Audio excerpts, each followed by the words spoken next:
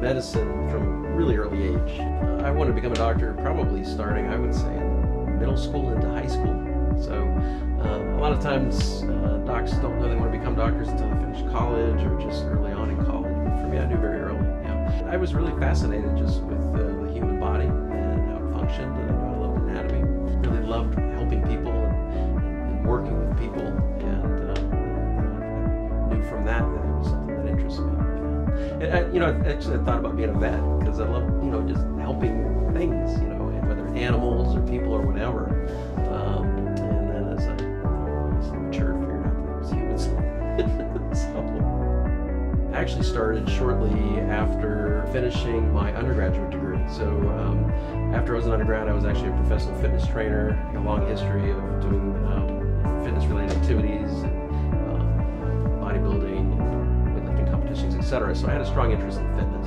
For me, after finishing my training, I then did a fellowship in bariatric surgery as well as minimally invasive surgery. And so with that, it allowed me to kind of combine my two passions, fitness and wellness with surgery. And so that for me was a no-brainer. It was very, very gratifying taking care of that group of patients.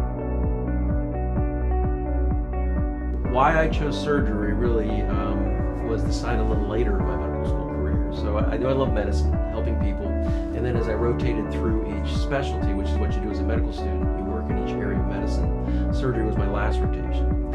And so for me, surgery really just clicked. Gave me the ability to really cure patients and help them, and it also let me use my hands and work with my hands and do things. After rotating through all the different areas of medicine, you find that a lot of what doctors do, they don't cure patients, they just kind of support patients for different chronic conditions. And for me, surgery was definitive, and actually when people will come to me with a problem, whether it's a hernia, an emergency, or cancer, obesity, whatever, and I was the cure to that problem, so I found it very gratifying.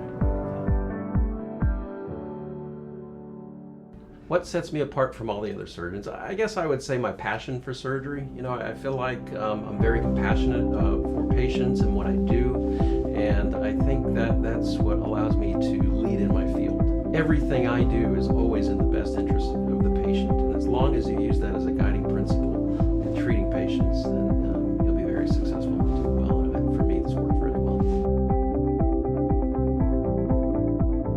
That's one of my favorite parts about doing weight loss surgery is patients come to you and they have this lifetime of obesity and they're very down about it. And you have the ability to make an entire lifestyle change with that patient, and you provide that tool they need to basically completely transform their entire life. And so it's very gratifying. People often come to you and they really did all the work, right? They're the ones who went through it all, had the surgery. Credit for it. They say you're the one who did it, and so it's very gratifying. But then again, it's really it makes you feel really good about what you're doing.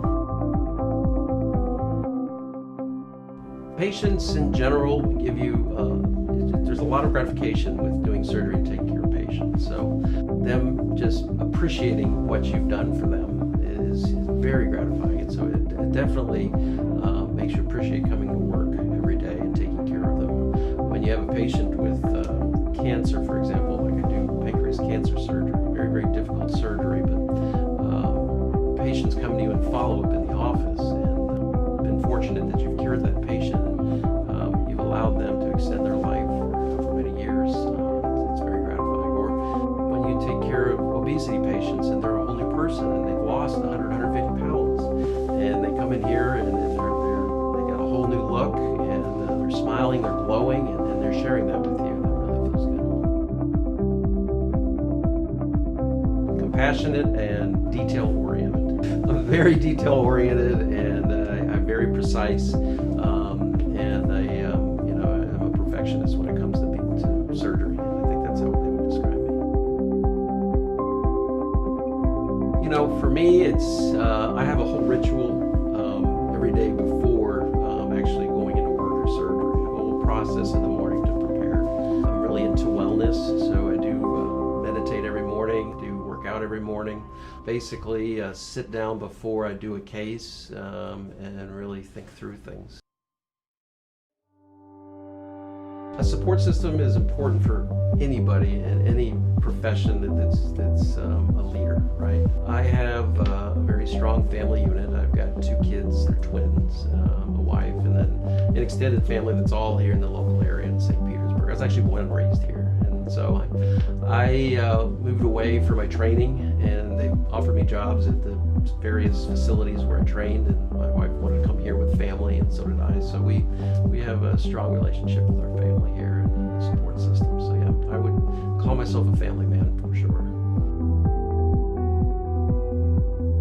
So the hospital I'm currently chair of the Department of General Surgery, I was born there, and so that it's surreal thinking that I'm born and raised in this area, and now I'm a leader of surgery in the area. So I often see my teachers who come in to see me as patients, which is kind of fun. My parents have a lot of family members and their friends in the area, so there's just a lot of just connections in the area of patients that come to see me. So it's funny when I see an old math teacher or something like that come to see me now as a patient when they were teaching me when I was like a 5th grade or something. My son, he fell one when he was an infant, and he got a little gash in his head. So I said, it's fine, to my wife, we don't need to do anything, just put a little glue on there. So we didn't shave it, and so we put a little glue, and then it turned into a ball of glue in his whole entire head, right where that spot was. So we had to shave the glue off. He had a big bald spot, but it ended up healing up just fine.